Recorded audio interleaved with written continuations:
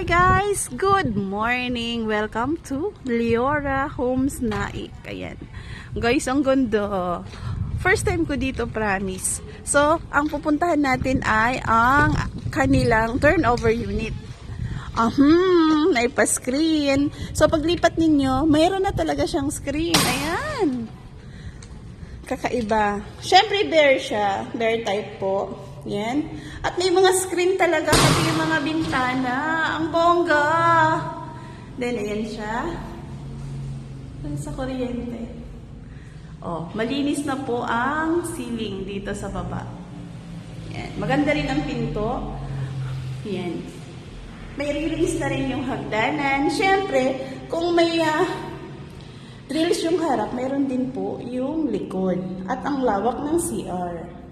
Ayan. May freshwater backup hose po yun. Siyempre yung ano po, yung galing sa ulan. Ayan. Tapos, eto po yung likod niya. Andito yung lababo niya. Ayan siya. Ayan. Rainwater. Yan. Sa taas. Ayun, may sarili siyang tangke. Makikita niyo siya. Yan. So, lahat siya may screen na. Ito. Ito yung first time kong napuntahan na turnover unit na may screen. So, akitin natin yung taas. So, ayan po siya. Ang bongga. Yan.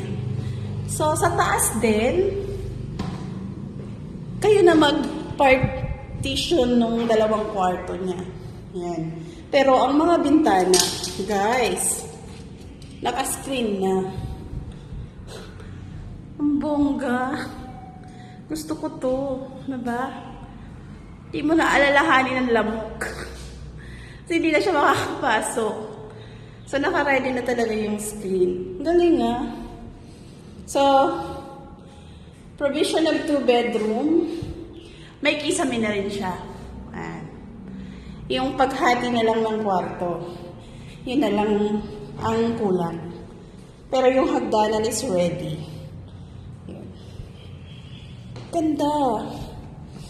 So, isa pa doon, ito yung may solar panel sa taas.